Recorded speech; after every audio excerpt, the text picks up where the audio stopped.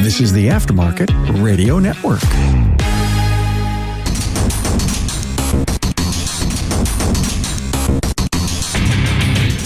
Welcome, everyone, to yet another episode of Diagnosing the Aftermarket A to Z. I'm Matt Fanslow, and the only true currency in this bankrupt world is what you share with someone else when you are uncool. That and other probing thoughts after a word from our sponsor, NAPA Autotech Training.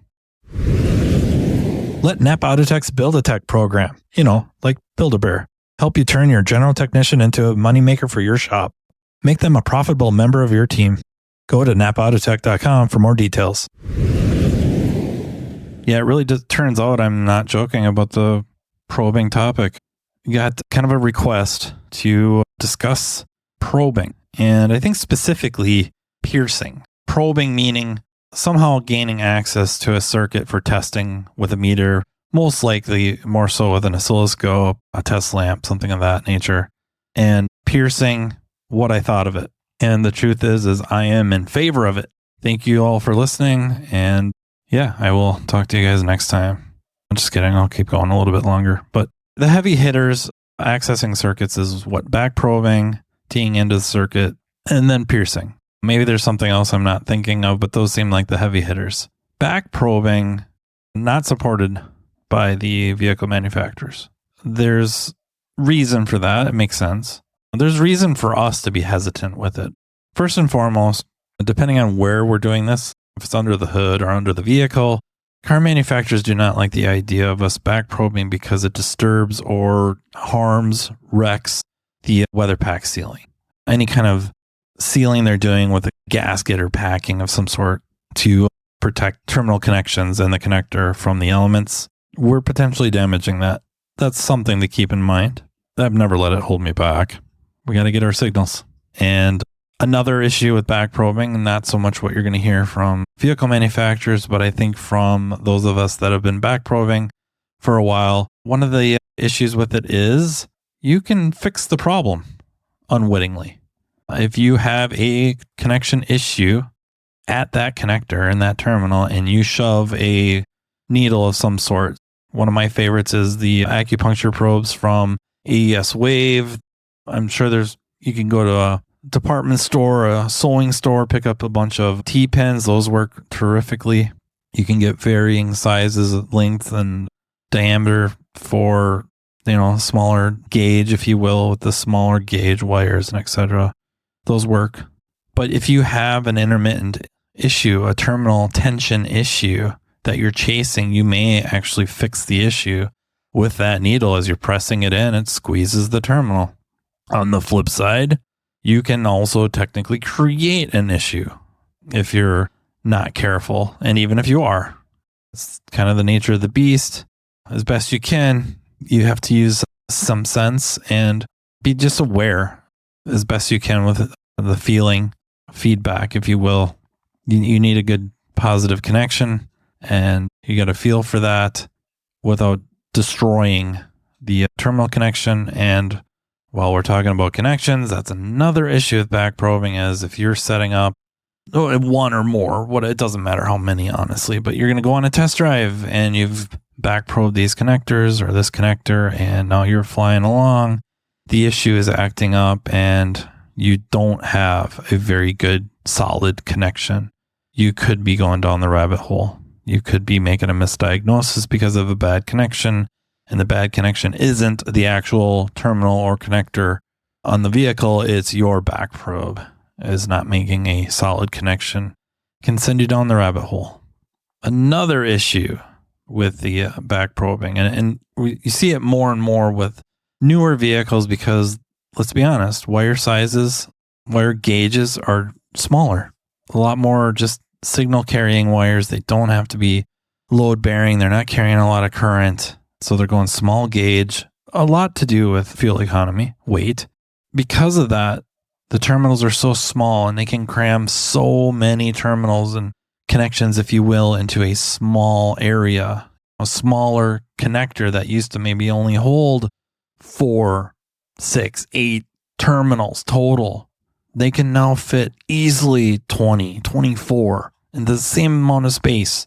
So using that T-pins or using that acupuncture probe or starting to back probe. And if you're unlucky, as your target is terminal B, and you line up your needle and everything and you start pushing it into B and it makes a left turn or a right turn and ends up in terminal A or terminal C. That's unlucky because you might be getting just the wrong signal. You're expecting whatever on terminal B and you're actually seeing terminal A or terminal C. If you're really unlucky, you short the two together. Short B to A or B to C. It goes in, it does make a connection with terminal B, but makes a left or right turn and now unites the terminal B to terminal A or terminal C.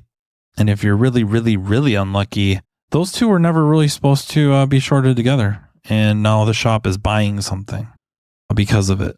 That's not to scare you off of back probing, but it's something to keep in the back of your mind when you are back probing, when you're trying to assess how to access this signal. And if the shop has certain policies, you may want to challenge them a little bit, that there is some major repercussions to back probing. I don't think car manufacturers are all that enthusiastic about it anyways. The second means of accessing a circuit is teeing into the circuit. So unplugging a connector somewhere and using like the AES Wave U test kit, or the Pico has like breakout leads. There's probably other stuff out there, but you know what I mean? We're unplugging a connector and then we're jumping from whatever the female connector to the male or vice versa. And there is some sort of a access to that circuit for our cables, probably like 4mm banana jack, something that will allow us access to that without any sort of probing of the wire or the terminal. We're not disturbing or potentially injuring insulation. Manufacturers are big fans of this. And it's not without its own issues. One, the expense of, depending on how many of these terminals you need. Two, there is a potential when you unplug it to make the wrong connection. Instead of going A to A, you end up going A to B, something of that nature. That might not be good, completely accidental, but it's possible. Also, just the fact of unplugging a connector and plugging it back in may fix the problem. If we have something like terminal fretting, which is a layer of oxidation created by microarcing, so not a good positive connection. We have terminal fatigue, poor terminal tension, something of that nature. It starts getting some microarcing and then it creates this layer of oxidation. And unplugging the connector and plugging it back in may temporarily repair it. And temporarily could be years. So that's an issue. Another issue is that we're disturbing the circuit quite a bit. Meaning, what if we have a scenario where wires are rubbed through? Or there's further down another connector that has a bad connection, and now we're really manipulating this harness so we can get our connections with these breakouts, these leads. We may temporarily fix the issue unwittingly. So we're chasing a problem, it's acting up, and now we get our breakout leads in there, and now it's not acting up anymore. Put it all back together, can't get it to act up again, and you're shipping the car NPF, or please bring it back when it acts up. It was acting up when I dropped it off. And not that doesn't happen all by itself anyways, but we're not helping the issue by disturbing the harness with the breakout leads. That's a drawback, and one to be considered. NAPA Autotech training sessions are being conducted day and night in a town near you. This training caters to every level within your organization, be it a mechanical assistant, a mechanical specialist, a technology specialist, or a driver safety calibration specialist. Imagine a one-stop shop training partner in NAPA Autotech that will lead your team to a path to greatness. Autotech's entry-level Build-A-Tech classes convert the untapped potential of your new hires into money-making mechanical specialists. Autotech's higher-level tech update classes introduce specialists to the world of ever-changing technologies, which prevents your shop from getting technologically stagnant. Remember, if you're not moving forward, you're falling behind. And, turning to the front of the store, the Autotech Service Advisor class is an awesome way to hone your client advocate skill set, ultimately benefiting the customer through an improved vehicle repair experience. But it doesn't stop there. Imagine an electric vehicle class that takes your specialist well past the mundane, yet necessary safety topics. Well, it's here. Autotech's EV Ready Training is a week-long curriculum that takes participants through a hands-on experience involving hybrids and electric vehicles. The session kicks off with the use of PPE and proper tooling while touching on required OSHA regulations. Then, the students dive into the lab vehicles to gain knowledge of the common high-voltage components on EV and hybrid vehicles and their function. Attendees will be taken on a path exposing them to different electric vehicle manufacturers to compare component form and location. Additionally, information about Level 1 and Level 2 charging systems will be included, along with a quick look at DC to DC charging. The operation and maintenance of subsystems are explored, including the different modes of Tesla operations, and so much more. So what are you waiting for? Commit to taking your business to the next level with NAPA Autotech training. Also, I kind of skipped over this terminal fretting. The fact of unplugging and plugging it back in, of course, could fix it. But also, if you're unplugging it, sticking breakout leads in there, that's further addressing, kind of cleaning, if you will, breaking up that fretting oxidation layer. So you may unwittingly fix the issue that way. Theoretically, you could cause the problem if you're using the wrong terminal sizes, so you're now spreading terminals. So that's something to be very aware of. But yeah, manufacturers are big fans of this. I get it.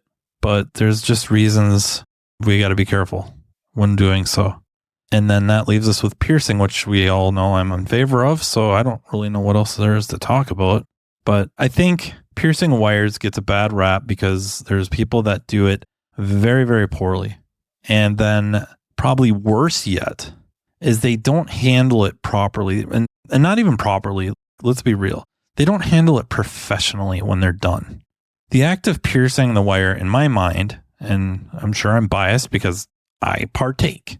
I pierce wires. I live in the Rust Belt. We salt the roads. That's a great way to keep Scotch locks out of our lives, although it just doesn't keep Scotch locks out of our lives. But it definitely helps cause issues with Scotch locks. Yeah, it's one of the ways, if not the primary way, I gain access to signals. And maybe I'm saying this to defend that, but honestly, I feel like the actual piercing of the wire is not the unprofessional part. How we do it and how we handle it when we're done, that's where the professionalism comes in. So I would say the main probes I use for piercing are the Pomonas, the fill probes when they're in stock, and Paul Danner hasn't bought them all up yet. Right, Brian? Those are two favorites.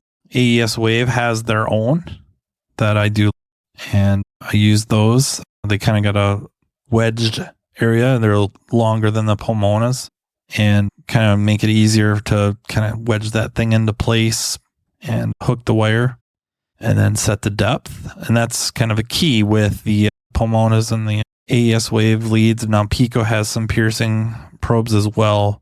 We can kind of set the depth. We don't have to drive that thing as far in, especially on these small gauge wires. You got to be really careful. There's not a lot of strands there to wreck. So there's some responsibility on just how far we're driving this needle and the probe into the wires. We just need it to make a solid connection. Of course, break through the insulation and of course, get into the strands of wire, but it doesn't have to be tightened all the way. But you can verify that you've made a very positive connection and resistant to disturbance. It's the most consistent way, especially if you're on test drives and all that. If you do this properly, you don't really have to worry about, once my back probe fails, did I get a good connection? Am I right up against that terminal? Is my back probe itself kind of losing contact? This is not an issue with piercing, or shouldn't be. And so, yeah, that's the primary way. When we're done, one of the ways that I think we were taught early on was to use like a clear nail polish or something like that. And the issue with that is they dry hard. So it seals up nice until it doesn't, if that makes sense. You brush that on there and it's sealed. It will be sealed for a while. You just don't know how long, because when it hardens, it can fall out or fall off or just crack around the edges. So the insulation is flexible. The nail polish is not. Over time, it's vibrating. It may not fall away, but it cracks around the hole, if you will, that we've made for piercing, and that allows in moisture, and now we have an issue with corrosion. So that's really not the way anymore. And certainly not, I guess we got to be careful. You can't throw everything under the bus, but RTV, I think in general, was considered a bad idea because it too can just oxidize the heck out of the copper. Unless you know for sure yours doesn't. But I think the best way is to use a liquid electrical tape because it stays flexible. And you just need a little bit to cover up where you made your connection, where you made the piercing. Or piercings, if we're talking about like the Phil's probe, that's kind of got a bed of nails effect kind of going on. That can make a series of smaller punctures. And again, just wipe a little bit of liquid electrical tape on there. Let that dry. It dries still soft and malleable, if you will, or maybe not malleable is probably not the right word, but it remains kind of soft and flexible. That's probably a better word. Soft and flexible. It just lasts. And that's the important part, is how we handle the injury to the wire insulation when we're done. And if we do that, I really feel like piercing ends up being the most reliable way, especially on these really small wires where a bed of nails might be one of the better ways. So the Phil's probe might be one of the better ways to access these really small gauge wires, the bed of nail style, instead of the one, I don't even know if I want to call it a pin, but one piercing probe. When they're brand new, they're really, really sharp. Over time, they start to dull. Piercing probes don't last forever. You need to replace them unless somebody's offering to sharpen them. Might be a business endeavor idea right there. Just kidding. So these don't last forever. They dull. They need to be discarded and replaced with new sharp ones. The really small gauge wires, probably start thinking more on lines of the bed of nail style, where it just makes a series of small holes rather than driving that one relatively large probe, if you will, into the wire. Larger wires, no issue. But again, get yourself some liquid electrical tape and take care of that injury the right way. The manufacturers, they may not like that if you're in a situation, but I think there's a strong argument on a proper way to do it and take care of it after the fact that makes it superior to the other ways. And then if you're in a shop that kind of the protocol is not to pierce, they're anti-piercing, you may have to have a sit down and discuss the caveats of all of them and the benefits of all of them. And I just feel like the piercing will win out. Not sure what else I would add to that other than just be careful. It's not even be careful, just be aware, be present. And when you're making these connections, you're not necessarily driving them in, the probes in as far as they'll go. And unless you have to, and then you're going to take care of it the right way. So yeah, I hope you enjoyed that. If you have anything to add or disagree with me, feel free to shoot me an email at mattfanslowpodcast@gmail.com. If there's other topics you'd like me to cover or address, again, find me, track me down on social media or fire me that email. You can also save up some questions for December 19th, the one and only Brin Kline. And I didn't make that up. He did. The one and only. Brin, the one and only, will be joining me for a live webinar. Yeah, you can try to stump Brin, and I'll just be there to try to bail him out. Please join us that night, starting at 8 p.m. Eastern Standard Time, because that's where Brin is, so the world revolves around him. Yeah, starting at 8 p.m. Eastern Standard Time, December 19th.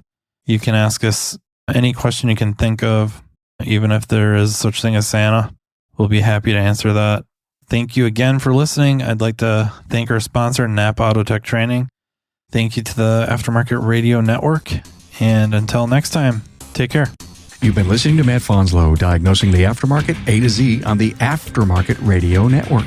Follow Matt on your favorite listening app. He's very interested in what you have to say. Let him know what you'd like him to cover and come on the show. Matt is all for advancing the aftermarket. Find Matt Fanslow on social media and connect or on aftermarketradionetwork.com.